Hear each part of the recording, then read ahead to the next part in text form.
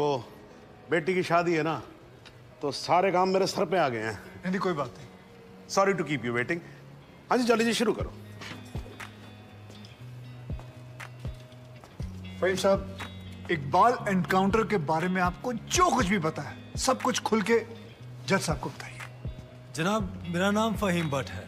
मैं कश्मीर पुलिस में head constable था, क्राइम ब्रांच में। जनाब ये हाँ जी साहब, मैं हिदायत बेग थाना शालीमार श्रीनगर से आया हूँ। मेरे पास जगदीश्वर मिश्रा और जॉली और फहीम भट्ट के खिलाफ अरेस्ट वारंट है। वकील साहब पे ये इल्ज़ाम है कि उन्होंने फहीम भट्ट को हिरासत से भगाया। अरे वकील साहब, अब श्रीनगर में क्या करा है यार? यार मतलब हद ही है आजकल वकीलों की। हाँ जी माथुर साहब।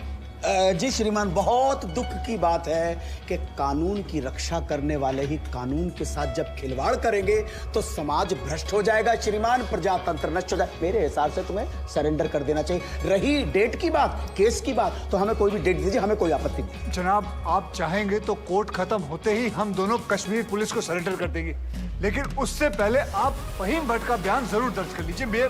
ये मेरी हाथ जोड़ के विनती है आपसे। देखो वकील साहब, आप मुझसे तो कुछ उम्मीद रखो नहीं, समझ में आया नहीं आया? नहीं मैं बहुत झेल चुका हूँ आपको। नहीं नहीं, ये निरुपा राय की एक्टिंग मेरे सामने करने की जरूरत नहीं है। मासूम सा चेहरा मत बनाओ। इंस्पेक्टर साहब, आप गिरफ्तार करो इनको। जनाब सिर्फ 5 मिनट लगेंगे, बयान ले लीजिए, मुझे फिर बाद में भैया। चलो चलो मेरी बात सुनिए। अरे लेके जाओ भाई। अरे भाई सुनो, वकील साहब को बोला ले जाने के लिए, इनको थोड़ी ना बोला इनको कटघरे में वापस लेके आओ। चलो साहब, वारंट तो दोनों के खिलाफ है। अरे भी जानता हूँ, मैं जानता हूँ, लेकिन ये फहीम भट्ट जो है ये तो लिस्टेड विटनेस भी है ना, तो इनकी स्टेटमेंट रिकॉर्ड कर लेते हैं। और आप एक काम करो, रिकॉर्ड होने के बाद ना आप दोनों को साथ ले जाना। हाँ जी जाओ जाओ। लेकिन श्रीमान, ये स्टेटमेंट तो अगली डेट को भी रिकॉर्ड हो सकती है। मास्टर साहब देखो क्या है, कल से मैं 2 महीने की छुट्टी पे जा रहा हूँ। बिटिया की शादी है, आपको तो मालूम है ना। मतलब मैं कार्ड भेजूंगा, आपको आना होगा। हैं जी हैं? तो मैं क्या सोच रहा था कि सारे पेंडिंग केसेस खत्म करके जाऊंगा, इसीलिए 6 बजे के बाद भी देखो कोर्ट चालू है मेरी। लेकिन श्रीमान, एक आदमी जो पुलिस कस्टडी से भागा हुआ है उसकी स्टेटमेंट कैसे रिकॉर्ड हो सकती है? इस विटनेस की कोई क्रेडिबिलिटी नहीं। नहीं क्या है मात्र साहब, 2 मिनट की बात जी। हाँ जी रिकॉर्ड हो जाएगा स्टेटमेंट, उसके बाद हम आपके यहाँ कौन है जी। माफ कीजिएगा, ये ठीक नहीं हो रहा सर, आप गलत कर रहे हैं सर। मैं गलत नहीं कर रहा हूँ, जज को मत बताओ आप, उसी के कोर्ट में कि वो गलत कर रहा है। ये मत करो आप। देखिए मैं खुल के बोल रहा हूँ सर, सॉरी क्षमा चाह, लेकिन आप गलत कर रहे हैं सर। आपके दिल्ली के किस्से मैंने सुने हुए। हाँ, आप किसी की चलने ही नहीं देते थे, जो मन में आता था वो करते थे, उद्दंड आदमी की तरह बिहेव करते थे सर। कुर्सी पे बैठ के आप तुगलक ना समझिए, ये दिल्ली नहीं अवध है। क्या बोल रहे हो आप मुझे? तुगलक बोल रहे हो आप मुझे? मतलब सन की समझ के रखा हुआ है। माथुर साहब, अगर हार्ट का मरीज नहीं होता ना मैं, तो आपको बताता इस कुर्सी पे बैठ के कि असली तुगलक होता क्या है। एक मिनट सर। नहीं, आप एक बार बैठ कर देखो इस कुर्सी के ऊपर, ना बाईपास सर्जरी हो जाए, मेरा नाम बदल देना आप। हाँ जी, ये सब मत करो, आप बैठो, कार्रवाई शुरू करते हैं। हाँ जी। नहीं सर ये नहीं होने दूंगा मैं। क्या होने नहीं दोगे मतलब क्या है? सर ये आपत्तिजनक बात है सर, ये इसमें कोई आपत्ति नहीं है। आप जो हो रहा है होने दो, मैं बैठा हूं, मैं कर रहा हूं ना सब, मुझे गलत मत साबित करो। सर अगर आपने जबरदस्ती की तो मैं यहीं पर अदालत में धरने पे बैठा हूं। क्या? धरने पे बैठ गया। अरे ये लीजिए। अरे क्या कमाल कर रहे हो आप सच में बैठ के क्या बच्चों वाली बात कर रहे हो? खड़े हो जाओ। बिल्कुल यहीं बैठा रहूंगा। अरे मत बैठो भाई, वहां पर पोछा भी ढंग से नहीं लगाते हैं लोग कोर्ट के अंदर। प्लीज खड़े हो जाओ माथुर साहब, प्लीज खड़े हो जाओ। मैं धरने पे बैठा हूं, धरने पे बैठा रहूंगा। यहाँ मीडिया देख रहा है, आपको कोई फर्क नहीं पड़ता है क्या? अरे तो सर मीडिया भी तो देखे ना कि बाहर के जज आकर कैसे अपने ईगो को सेटिस्फाई करने के लिए कोर्ट को अपना घर समझ लेते हैं। मैं यहीं पे बैठा हूं और बैठा रहूंगा। इनको जो लिखना है लिखो। मतलब आप नहीं उठोगे तो बैठे रहो, और आप ही क्यों बैठोगे भाई? मैं भी बैठूंगा आपके साथ साथ वहां पर। भाई पता लगे सबको कि वकील ससुरे क्या क्या करते हैं कोर्ट में। तू वहीं पर। हाँ जी मैडम जी, जरा हटो, आप पकड़ो कुर्सी को, पकड़ो। हाँ जी थैंक यू जॉली। हाँ जी माथुर साहब, अब तो आप बैठो और बैठेंगे हम, और आज देख लें इसमें कितना है दम। ठीक है ना?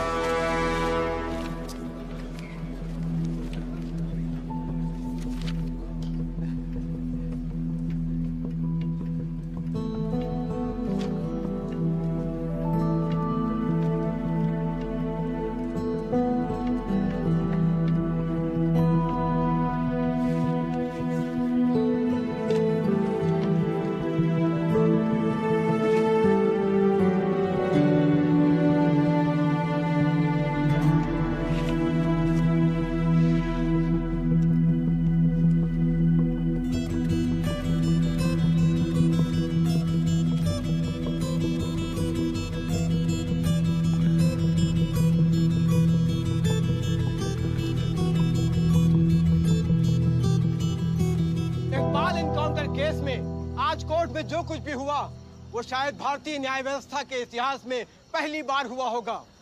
एक विटनेस की हाजिरी कराए जाने को लेकर डिफेंस लॉयर प्रमोद माथुर और जज सुंदरलाल त्रिपाठी के बीच तीखी नोकझोंक हुई और वो दोनों एक दूसरे के खिलाफ कोर्ट रूम में ही धरने पर बैठ गए। और अब देखना यह है कि ये दोनों इस तरह कब तक धरने पर बैठे रहते हैं। सर, माथुर साहब का जवाब नहीं है सर। पिछले 5 घंटे से धरना देकर बैठे हुए हैं। अब कमाल की बात यह है सर, फहीम भट्ट का बयान तक रिकॉर्ड होने नहीं दिया। अब तो जज साहब को आगे की डेट देनी ही पड़ेगी, फिर तो जॉली वकील भी नहीं रहेगा।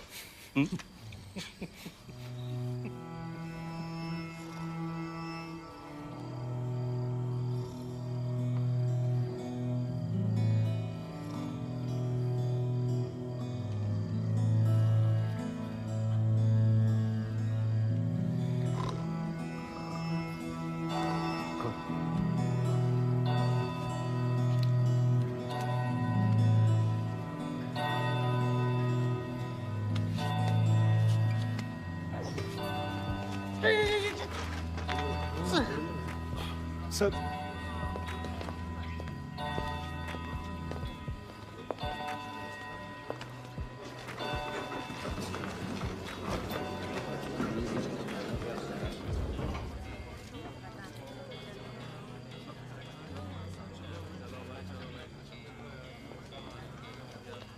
चलो वकील साहब, कश्मीर चले।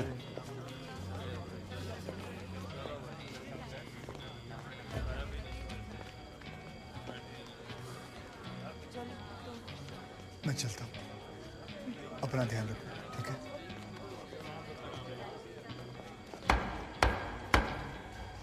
The court resumes. आप सब लोग बैठ जाइए और भाई जरा कोर्ट में शांति बना के रखिएगा। श्रीमान, इट इज मिडनाइट 12। आप हमें अगली कोई भी डेट। तो माथुर साहब, आपकी पिछली डेट क्या थी? 13 अगस्त। हाँ जी, अब हो गई 14 अगस्त। तो आपकी अगली डेट है 14 अगस्त 12:05 AM। श्रीमान, आधी रात बीत चुकी है, प्रोसीडिंग में तो सवेरा हो जाएगा। आजकल तो सुप्रीम कोर्ट भी भाई 3-3, 4-4 बजे तक काम करता है।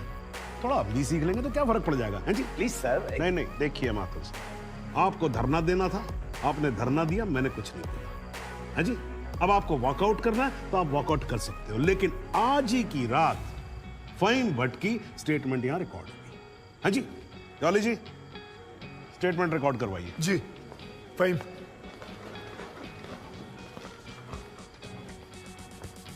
जनाब, बहुत बहुत शुक्रिया। फहीम साहब को बताओ क्या क्या हुआ था। जनाब, इस इनकाउंटर से कुछ महीने पहले हमने एक इंटेलिजेंस रिपोर्ट भेजी थी सिंह साहब की टीम को, जिसमें एक कश्मीरी मिलिटेंट इकबाल कादरी के डिटेल्स थे जो यहाँ लखनऊ में छिपा था। जनाब, इस इनकाउंटर से एक दिन पहले मुझको फोन करके यहाँ बुलाया गया ताकि मैं इस बात की शिनाख्त कर सकूं कि जिस इकबाल को इन्होंने पकड़ा है वो इकबाल कादरी है या नहीं। जनाब, जब मैं यहाँ पहुंचा तो उस शख्स का निकाह हो रहा था। मैं देखते ही समझ गया कि ये इकबाल वो इकबाल नहीं है। मगर जनाब, सिंह साहब की टीम ने मुझ पर प्रेशर बनाया कि मैं अपनी रिपोर्ट में ये कहूं कि इकबाल कासिम ही इकबाल कादरी है। मैंने ये करने से मना कर दिया, मैं श्रीनगर वापस चला गया। फिर जनाब, जब मैंने इनकाउंटर की न्यूज़ पढ़ी तो मेरे को जनाब बड़ा अफसोस हुआ। मैंने श्रीनगर में अपने अफसरों को बताया तो बोले बात को रफा दफा करो। मैंने बहुत समझाया उनको, वो नहीं माने। जब वो नहीं माने तो मैंने दिल्ली में सेंट्रल एजेंसी को इस इनकाउंटर की कंप्लेंट कर दी। मुझ पर कंप्लेंट वापस लेने के लिए बहुत प्रेशर डाला गया। फिर मैं नहीं माना तो इन्होंने क्या किया जनाब, एक दिन मुझको गिरफ्तार कर लिया, एक झूठा मुकदमा बनाकर मुझे जेल में डाल दिया जनाब, और मेरे को जनाब महकमे से भी बाहर कर दिया जनाब मेरे को। शुक्रिया जनाब। माथुर साहब, आप कुछ कहोगे या नाराज हो अभी तक? अरे नहीं श्रीमान, आपकी नाराजगी मोल लेकर अपनी दुकान थोड़े बंद करवानी। मगर मैं तो ये पूछना चाहता हूँ, आप तो गुस्सा नहीं है? नहीं, मैं नाराज और आज कुछ नहीं हूँ। लेकिन यार अगली बार से तुगलक मत बोलना मेरे को। हाँ जी माथुर साहब, मतलब इस कोर्ट में बैठे बैठे मेरे बाल सफेद हो गए। I think I deserve some respect. क्षमा प्रार्थी हूं श्रीमान। ठीक है, आप शुरू करो। फाइन भट्ट, आप माननीय न्यायाधीश महोदय को बताएंगे कि ये केस क्या है, इस अदालत में हम किस सच्चाई की खोज कर रहे हैं। ये कि कांस्टेबल भदौरिया और इकबाल की मौत कैसे हुई। तो आपने अभी जो राबी चिनाब झेलम जैसी लंबी कहानी सुनाई है, उससे कहीं ये साबित होता है कि इन दोनों की मौत कैसे हुई? क्योंकि मौके वारदात पे आप तो थे नहीं। जी नहीं, लेकिन ये तो पता चल। लेकिन कुछ नहीं। अगर कोई और फिल्मी कहानी सुनानी हो तो जज साहब को सुनाई। इनको फिल्मों में बहुत इंटरेस्ट है, मुझे बिल्कुल कोई दिलचस्पी नहीं है। मुझे तो मेरे प्रश्न का सीधा साधा जवाब दे दो यार, यस और नो। जी नहीं। Very good, well done.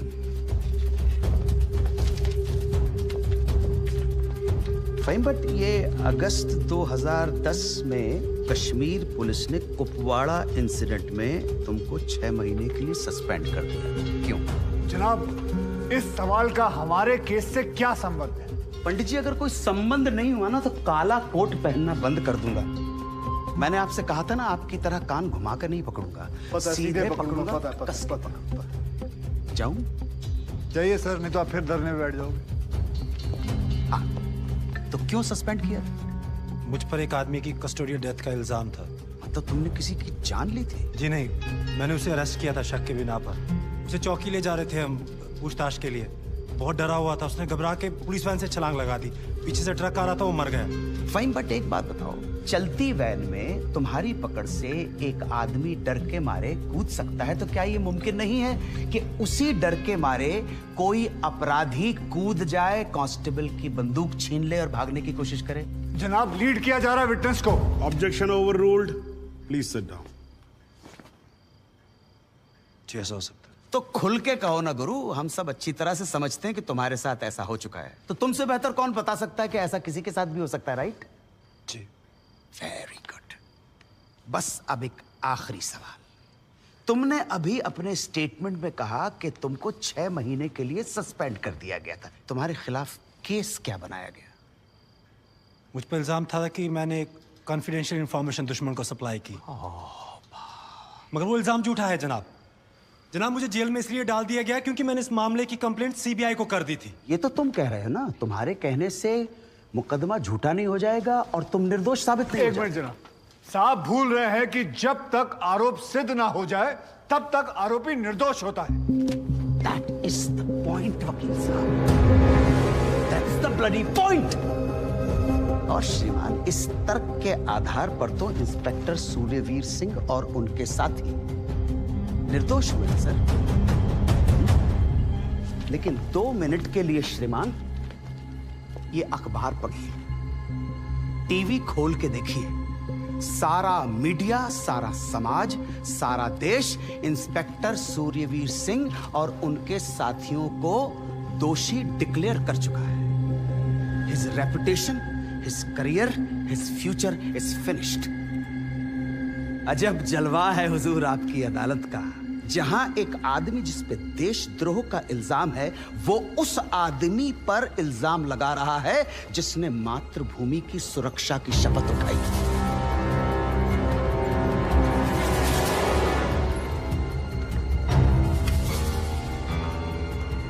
श्रीमान, आज से कई साल पहले इलाहाबाद हाई कोर्ट के बाहर एक बॉम्ब ब्लास्ट हुआ था, जिसमें 9 बेकसूर लोगों की जानें गई थी।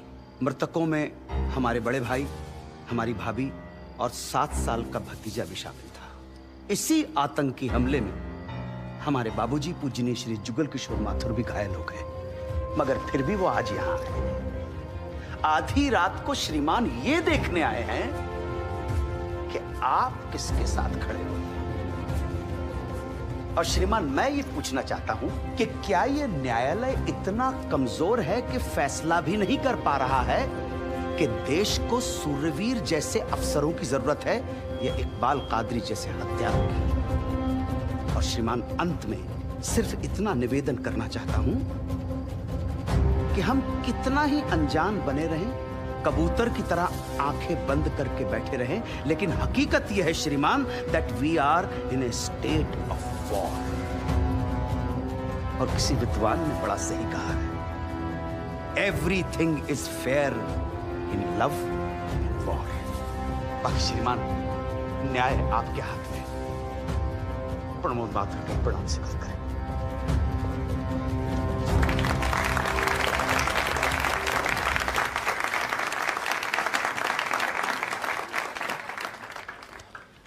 हाँ जी जॉली जी, योर टर्न। जी सबसे पहले तो मैं सिंह साहब से कुछ सवालात करना चाहूंगा।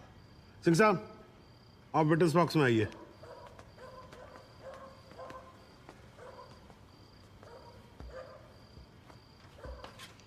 सिंह साहब, आप जरा कोर्ट को बताएंगे कि अगला क्रिकेट वर्ल्ड कप कौन जीतेगा? अरे ये किस तरह का सवाल हुआ भाई वकील साहब, हैं? ठीक है जज साहब, कुछ और पूछ लेते। अच्छा सिंह साहब, क्या आप कोर्ट को बता सकते हैं कि अगले इलेक्शन में आम आदमी पार्टी को कितनी सीट्स मिलेंगी? दिमाग खराब, पगला गया क्या? तो गोली और खाएगा। मैं वैसे तो अहिंसावादी इंसान हूँ सिंह साहब, लेकिन एक बार ना लॉ कॉलेज में एक 6 फुटे 8 इंच के लौंडे ने मुझसे बदतमीजी से बात की थी। माँ कसम, यहाँ कान के नीचे घुसड़ मारा था, उठा नहीं 22 दिन तक बिस्तर से। अगर यकीन ना हो ना तो माथुर साहब से पूछ। नहीं वकील साहब, देखो देखो यार, आराम से, कोर्ट है, सवाल करो, बवाल क्यों कर रहे हो यहाँ पर? हाँ सरकार, ये मुझे पागल कह रहा है, बदतमीजी से बात कर रहा है। सिंह साहब, क्यों कर रहे हो आप बदतमीजी से बात? छोड़ दो ना, जाने दो, आराम से कंटिन्यू प्लीज। चलो एक और बार ट्राई करते हैं सिंह साहब। क्या आप बता सकते हैं कि सलमान खान की शादी कब होगी? अरे वकील साहब, क्या बातें कर रहे हो? इंस्पेक्टर हैं वो, जोशी थोड़ी ना है। अगर ये जोशी नहीं है तो फिर इन्हें कैसे पता था कि ठीक सुबह 6:45 पे इकबाल को पेशाब आएगा? कैसे पता था जब उनको पेशाब आएगा तो गाड़ी गोमती नदी का पुल क्रॉस कर रही होगी? इन्हें कैसे पता था कि इकबाल कांस्टेबल भदौरिया की रिवॉल्वर छीन कर भागने की कोशिश करेगा? शादी में तो थे नहीं, फिर पुल पर कैसे पहुंचे तुम? इधर मैं यहां खड़ा हूं, आप पुल पे पहुंचे कैसे? इत्तेफाक। लो जी, इत्तेफाक। ऊपर वाले के आशीर्वाद से सही समय पे सही जगह पहुंच गए। बाय गॉड, बड़े इत्तेफाक हैं आपकी स्टोरी में सिंह साहब। जनाब, मेरे पास ये इनके 25 एनकाउंटर का कच्चा चिट्ठा है। ऐसे इत्तेफाक कई बार हो चुके हैं इनकी जिंदगी में। अपराधी गोली चलाने वाला होता है कि पहुंच जाते हैं शक्तिमान बनकर, और सिर्फ लखनऊ में नहीं बल्कि दूसरे शहरों में भी। जनाब, इनके 25 एनकाउंटर में से 19 के खिलाफ मारे गए लोगों के परिवार वालों ने शिकायतें दर्ज की हुई हैं, लेकिन आज तक एक भी मामले में निष्पक्ष जांच नहीं की गई। एंटी करप्शन ब्यूरो की एक रिपोर्ट के मुताबिक इनकी 28 करोड़ की संपत्ति होने का शक है, लेकिन वो भी जांच भी नहीं पूरी कर पाए, पहले ही बंद कर दिया उन्होंने। और ऐसे आदमी को बचाने के लिए हमारे माथुर साहब यहां अपने बूढ़े बाप को व्हीलचेयर पर बिठाकर कोर्ट में लाते हैं। मुझे तो इन पर और इन जैसों पर तरस आता है। नमस्कार, बहुत बहुत धन्यवाद। आपकी वकालत को मेरा प्रणाम जी। श्रीमान, एक ईमानदार और बहादुर आदमी का कैरेक्टर असैसिनेशन हो रहा है और आप बैठे देख रहे हैं। बहादुर, ठेंगा बहादुर है ये। हथकड़ी में बंधे निहत्थे आदमी को पीठ पर गोली मारने वाला ये बहादुर। 35,000 तनख्वाह पाने वाला 28 करोड़ का मालिक ईमानदार। दीमक है जनाब, ये दीमक खोखला कर देगा सारे सिस्टम को और पता भी नहीं चलेगा। कुछ तो लिहाज करो मेरे माथुर साहब, कुछ तो लिहाज करो देश का।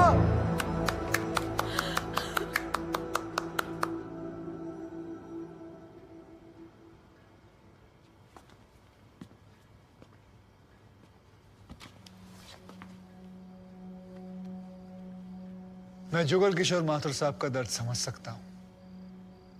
मेरी वजह से तो एक औरत ने अपनी जान ली थी और मैं महीनों चैन से नहीं सो पाया था। लेकिन माथुर साहब ने तो अपनी बेटी, बहू और पोते को खोया। उनका दर्द उनके अलावा इस कोर्ट में सिर्फ एक ही आदमी समझ सकता है। सहूर सिद्दीकी से। इन्होंने भी अपनी बेटी, दामाद और होने वाले नाती को खोया है। दर्द में ये दोनों एक जैसे हैं जनाब।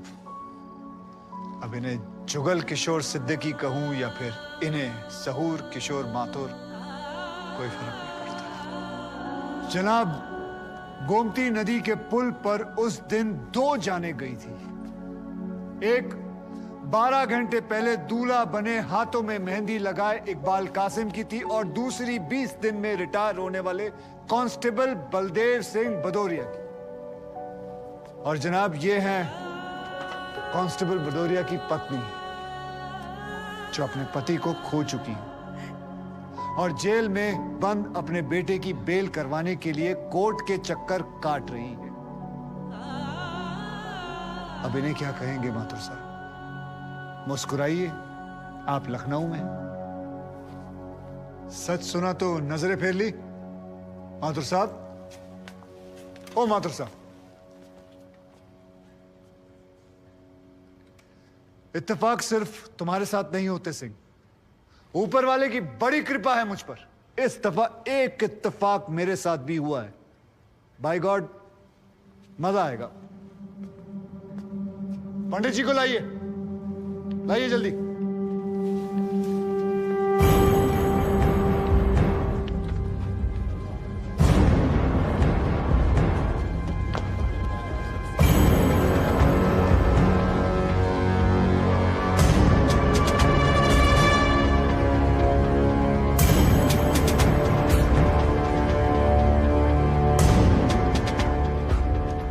क्या मैं पूछ सकता हूं कि क्या हो रहा है इस कोर्ट में?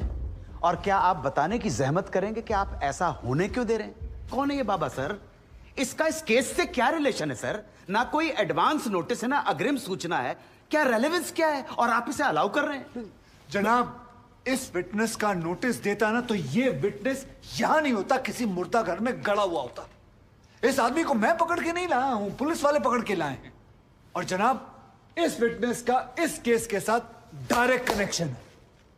इंस्पेक्टर साहब, आपने अरेस्ट किया इसको? जनाब, ये वकील साहब एकदम सही कह रहे हैं। इस पंडित का इस केस से सीधा संबंध है। अगर संबंध नहीं हुआ ना, इंस्पेक्टर साहब, नौकरी खा जाऊंगा मैं आपकी। जानते हो ना ये बात? लेकिन जनाब, मैं बिल्कुल सही कह रहा हूं। ठीक है, मैं विटनेस को अलाउ करता हूं। No sir, I object sir, I object. Mathur साहब, मेरी बात सुन। देखो क्या है यार, 3 बजने वाले हैं, बाहर जाएंगे ना बस मिलेगी ना रिक्शा मिलने वाला है। 6 बजे तक तो वैसे ही बैठना हम लोगों को, तो तब तक करवा लेते हैं विटनेस। मतलब हो सकता है कि इसमें कुछ निकली है। हैं जी? चलिए जी, विटनेस बॉक्स में आ जाइए।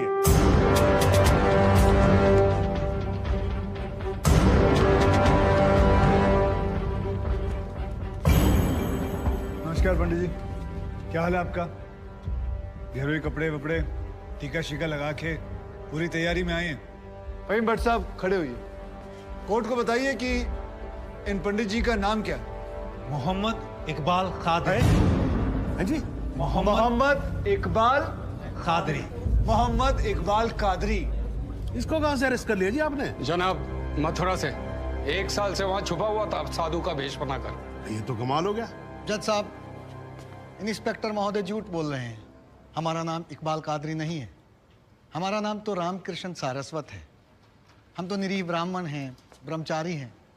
हाँ, जम्मू के रहने वाले हैं, उस वजह से भाषा में थोड़ी कश्मीरी झलक है, लेकिन हम वो नहीं है जो बताया जा रहा है। ये देखिए हमारा आधार कार्ड और वोटर ID कार्ड।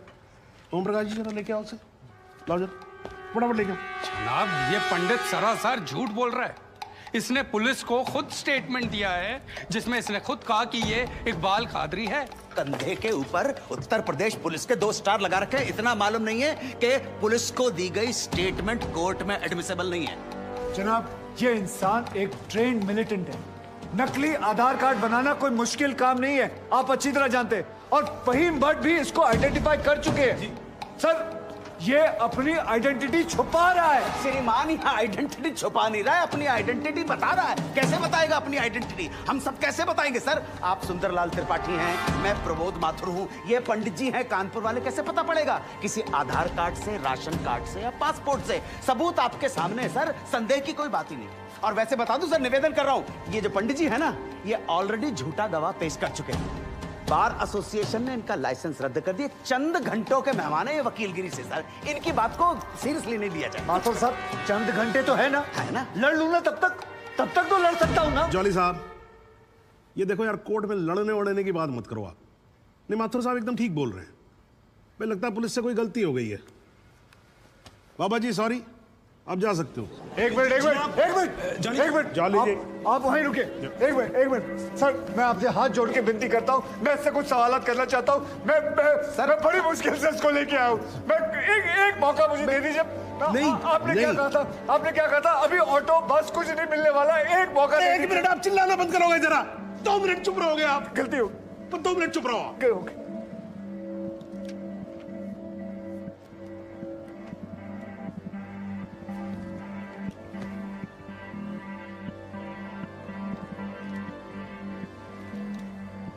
ठीक है, मैं विटनेस को अलाउ करता हूं। अरे सर, अब क्या सर? माथुर साहब, I think court has the right to decide. Okay जी, and court has decided. Please.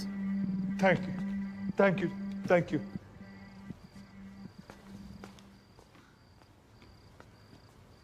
तो आप निरी ब्राह्मण ब्रह्मचारी, तो फिर धर्म का बड़ा ज्ञान होगा आपको। अवश्य है। मैं भी कान्यकुब्ज ब्राह्मण हूं, वो भी जनेऊधारी। तो चलिए 2 ब्राह्मणों के बीच में शास्त्रार्थ हो जाए। पूछिए, क्या पूछना है?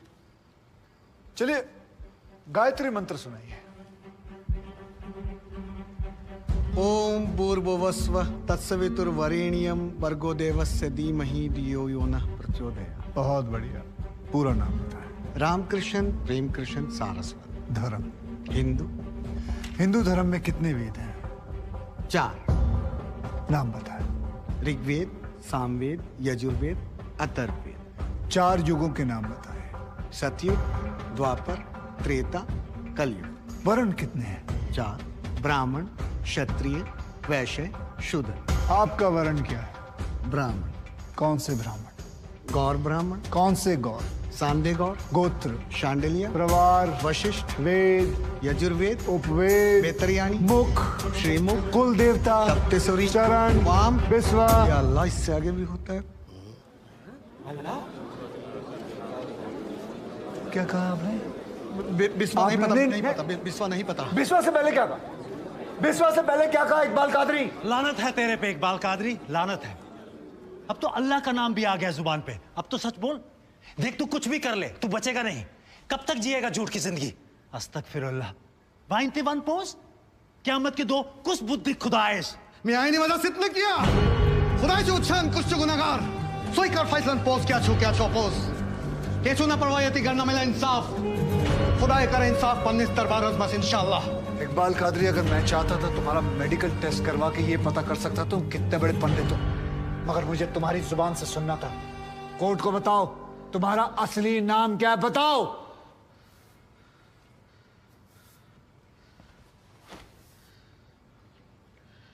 जज साहब, मेरा नाम मोहम्मद इकबाल कादरी है। मुझे सिंह साहब ने अरेस्ट किया था।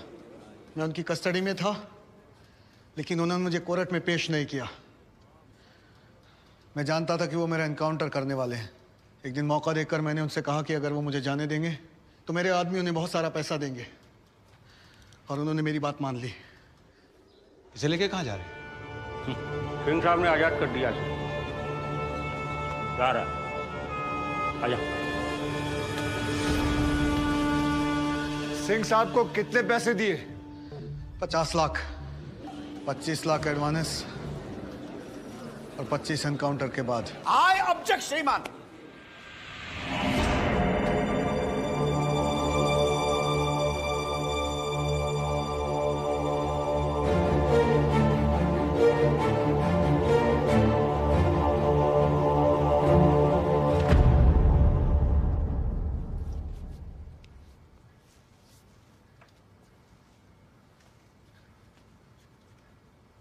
मुझे और कुछ नहीं कहना जनाब, मगर माथुर साहब की एक बात का जवाब जरूर देना चाहूंगा कि हमें सूर्यवीर सिंह चाहिए या फिर इकबाल कादरी।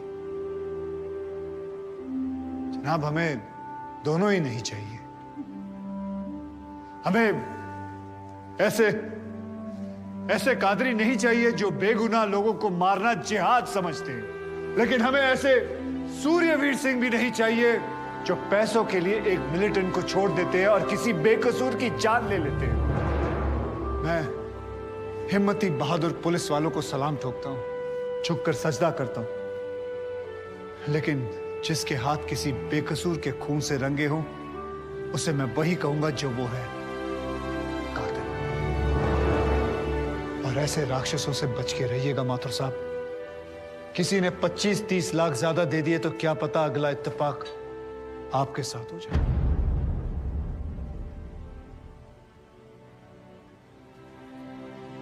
अंत में सिर्फ इतना ही कहना चाहूंगा कि इस दुनिया के सबसे बड़े जाहिल ने कहा था कि इश्क और जंग में सब कुछ जायज है, क्योंकि अगर ऐसा है तो फिर बॉर्डर पर सिपाहियों के सर काटने वाले भी जायज है और जवान लड़कियों पर एसिड फेंकने वाले आशिक भी, क्योंकि अगर ऐसा है तो फिर इकबाल कादरी भी जायज है और सूर्यवीर सिंह भी। अब आप ही तय करें जनाब कि ये दोनों जायज है या फिर दोनों नाजायज।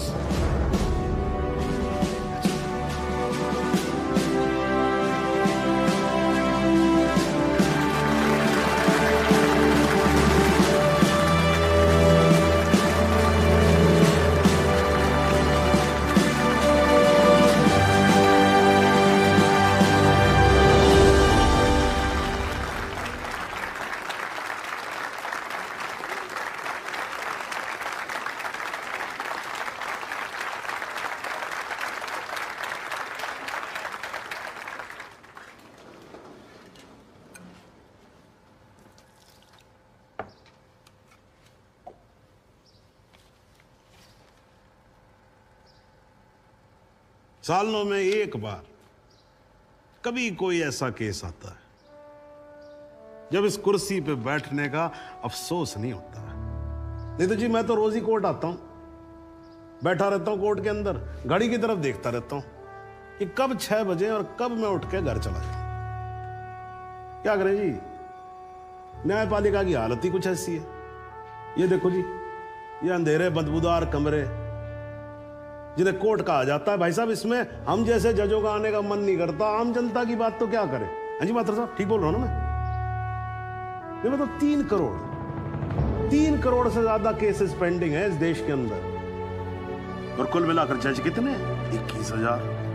यानी देखा जाए तो 1 लाख लोगों पर एक जज। डेट पे डेट पड़ती रहती है। हाँ जी, लोग आते रहते हैं, हताश होकर घर जाते रहते हैं।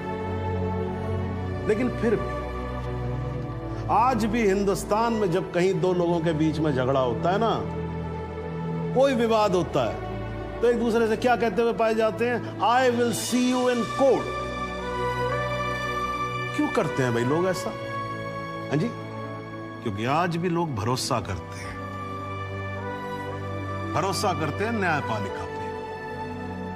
उनको भरोसा होता है कि अगर सरकार उनकी बात नहीं सुनेगी, प्रशासन उनकी बात नहीं सुनेगा, पुलिस उनकी बात नहीं सुनेगी, तो कोर्ट सुनेगी उनकी बात, सुनेगी और न्याय देगी। इसलिए भाई साहब, इस कुर्सी पे बैठा मेरे जैसा हर आदमी, उसका यह कर्तव्य बनता है कि वो इस भरोसे को ना टूटने दे। इस कोर्ट में पेश किए गए सभी गवाह और एविडेंसेस, एक बात तो एकदम साफ हो जाती है कि 13 अगस्त को गोमती नदी के पुल पे जो भी हुआ वो अचानक होने वाला एनकाउंटर नहीं था, बल्कि एक सोची समझी साजिश के तहत की जाने वाली हत्या थी। इसलिए यह कोर्ट इंस्पेक्टर सूर्यवीर सिंह और उनके सभी साथियों को आईपीसी सेक्शन 302, 201, 182 और 340 के तहत हत्या, एविडेंस मिटाने कोर्ट को गुमराह करने और झूठे सबूत पेश करने का दोषी मानते हुए लाइफ इम्प्रिजनमेंट की सजा सुनाती है। और ये कोर्ट शहीद कांस्टेबल बलदेव सिंह भदौरिया के पुत्र राम कुमार भदौरिया को तुरंत रिहा करने का आदेश भी देती है। The court is adjourned.